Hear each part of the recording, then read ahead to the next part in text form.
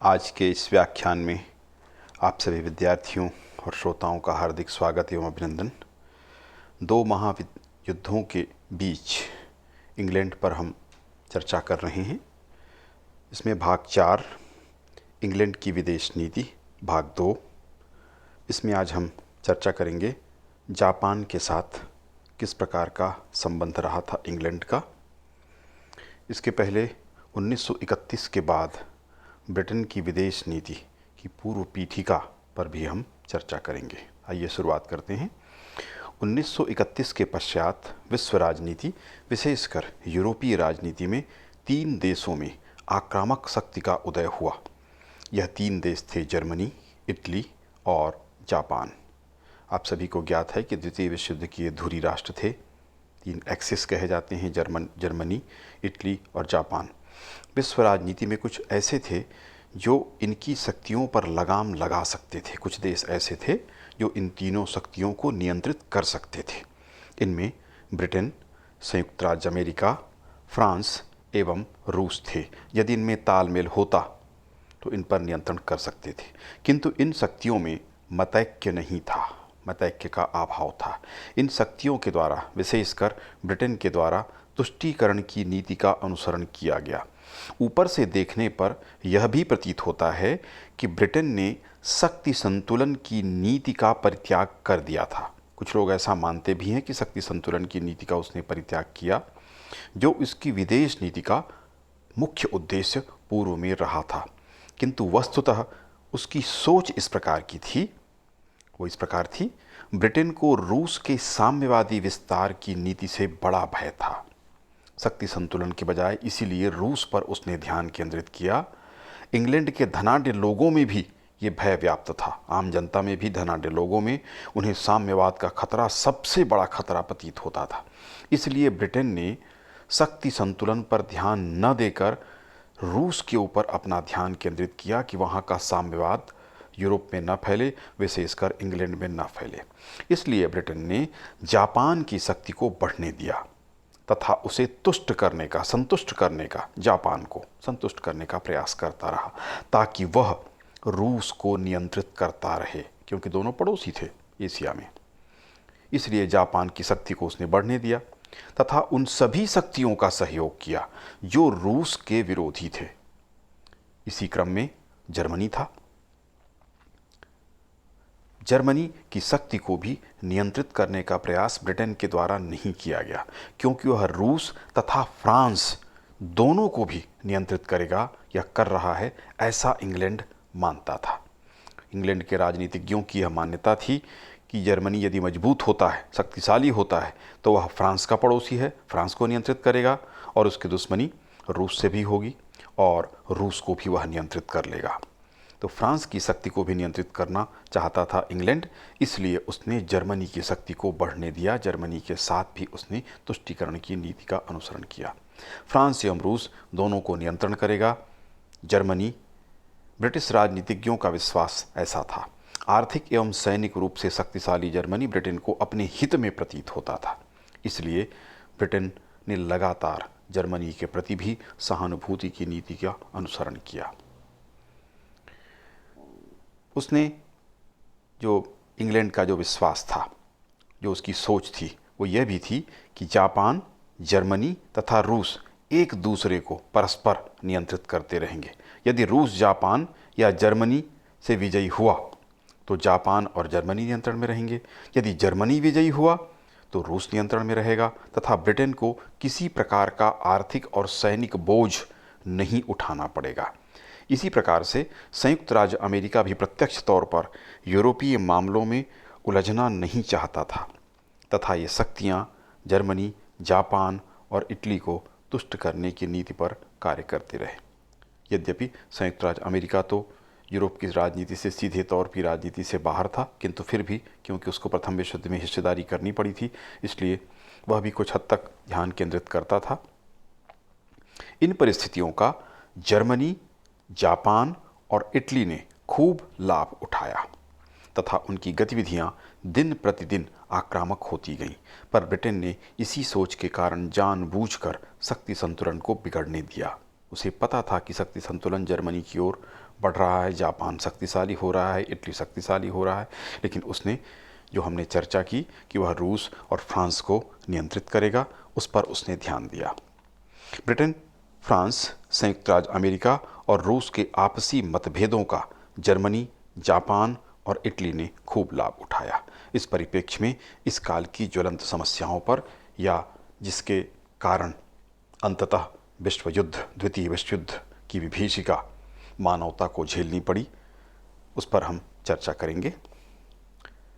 इस समय एक बात और भी थी कि इंग्लैंड ने अपनी सेना को कम करना शुरू किया था।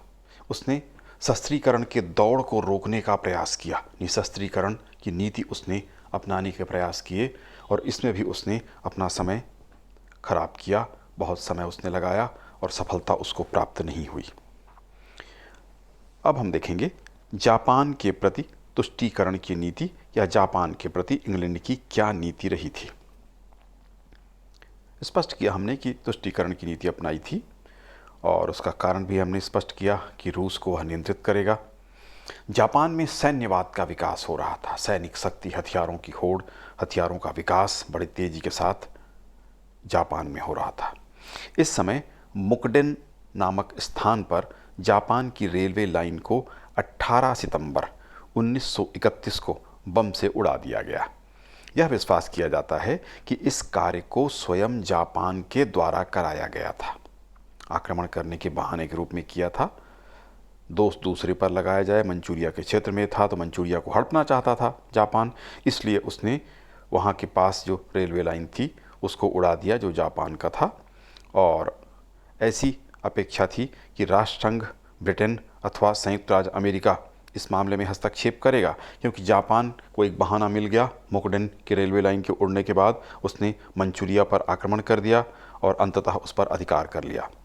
किसी भी शक्ति ने, चाहे वह ब्रिटेन हो, चाहे संयुक्त राज्य अमेरिका हो, फ्रांस अथवा रूस, कुछ न कर सके और मंचूरिया पर जापान का अधिकार हो गया। ब्रिटिश व्यापारियों एवं राजदूत के साथ भी जापानियों ने दुर्व्यवहार किया। जापानी सैनिकों ने संघाई, एमाए और टाइस्टसेन का जो क्षेत्र था, वहाँ के रहने वाले जो व्यापारी अंग्रेज थे, उनके साथ जापानी सैनिक क्योंकि वहाँ पर थे, वो लगातार दुर्व्यवहार करते थे। यहाँ तक कि ब्रिटेन की राजदूत की कार पर नैंकिंग के समीप मशीन गन से गोलियां चलाई गईं। ब्रिटिश राजदूत जख्मी भी हुआ, परंतु ब्रिटेन ने कोई प्रतिक्रिया व्यक्त नहीं की, कोई विरोध उसका नहीं किया। यंगसी घाटी पर कब्जा, प्रोत्साहन पाकर जापान ने यंगसी घाटी पर कब्जा कर लिया, फिर भी ब्रिटेन शांत बना रहा। कैंटन पर कब्जा किया, जापानी प्रोत्साहित होते रहे। 1938 के बाद जापान की सेनाओं ने कैंटन के क्षेत्र पर कब्जा कर लिया, परंतु ब्रिटेन फिर भी शांत रहा। स्प्रैटले द्वीपों पर कब्जा किया, जापान की हिम्मत दिन प्रतिदिन बढ़ती गई। स्प्रैटले द्वीपों पर भी उसने अधिकार स्थापित कर लिया, किंतु ब्रिटेन ने कोई विरोध नहीं किया अथवा रोकने का कोई प्रयास नहीं किया। जापान द्वारा यूरोपीय शक्तियों को चेतावनी दी गई। 1934 में जापान ने यूरोपीय शक्तियों को चेतावनी दी कि वे चीन छोड़ दें। जापान चाहता था कि चीन में मात्र उसकी ही इच्छा चले, उसके अनुसार सारी घटनाएं हों। उसकी सेनाएं वहाँ पर थी, मंचूरिया पर, और जैसे हमने चर्चा की अनेक द्वीपों और आसपास के क्षेत्रों पर वह कब्जा करते जा रहा था। ब्रुसेल्स में सम्मेलन हुआ। ब्रिटेन ने 1937 में ब्रुसेल्स नामक स्थान पर एक सम्मेलन बुलाया, जिसमें यह प्रस्ताव पास किया गया कि सोवियत संघ से प्रार्थना की जाए कि वह जापान को आगे बढ़ने से रोके। ये उसकी मूल नीति थी। इंग्लैंड ये चाहता था कि यदि जापान अधिक बढ़ रहा है तो रूस उसको रोकेगा, और यदि रूस आगे बढ़ रहा है तो जापान उसको नियंत्रित करेगा। उसी के आधार पर उसने कहा कि उससे प्रार्थना की जाए रूस से कि वह जापान को आगे बढ़ने से रोके। इंग्लैंड नहीं रोकेगा, कौन रोकेगा? इंग्लैंड का काम कौन करे? रूस करे। तो रूस कार्य क्यों करेगा? परंतु रूस ने इसको स्वीकार नहीं किया। इस प्रकार स्वयं कोई प्रयास नहीं किया, स्वयं तो जापान का मित्र बना रहा, एक तरह से उसकी चापलूसी भी करता रहा प्रतिनिधिमंडल भेजकर, किंतु रूस से अपेक्षा करता रहा कि रूस सहयोग करेगा और जापान को नियंत्रित करेगा। समीक्षा कर लेते हैं। जापान के प्रति ब्रिटेन की नीति तुष्टीकरण की थी। उसका विश्वास था कि जापान कमज़ोर हुआ तो रूस, मंचूरिया और चीन के क्षेत्र में आगे बढ़ जाएगा तथा रूस शक्तिशाली होता जाएगा एवं साम्यवाद का खतरा ब्रिटेन के लिए उत्पन्न करेगा। यदि चीन के क्षेत्र में जापान को बाधित किया जाएगा तो जापान दक्षिण पूर्वी एशिया की ओर अपना ध्यान केंद्रित करेगा, जो ब्रिटेन के हित में नहीं था, क्योंकि इस क्षेत्र में ब्रिटेन के महत्वपूर्ण उपनिवेश स्थित थे। इसलिए इंग्लैंड ये चाहता था कि वह चीन में ही अपना विस्तार करते रहे, रूस को रोके रहे और इंग्लैंड का जो साम्राज्य था, उसके उपनिवेश थे, उसको कोई नुकसान न पहुंचाए।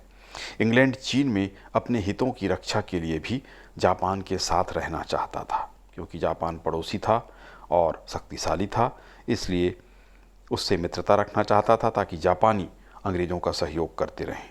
अंग्रेज़ों में यह भी विश्वास था कि ब्रिटेन को सैनिक कार्यवाही से, जापान के खिलाफ सैनिक कार्यवाही से बचना चाहिए, क्योंकि जापान शक्तिशाली हो चुका था। ब्रिटेन के द्वारा मंचूरिया के विजय को मान्यता ही नहीं दी गई, बल्कि एक मिशन भी जापान को खुश करने के लिए वहां भेजा गया और बाद में तो हद हो गई जब एक कमीशन भी वहां भेजा गया। ब्रिटेन के उद्योगपतियों ने भी सर जॉन साइमन के व्यवहार की प्रशंसा की।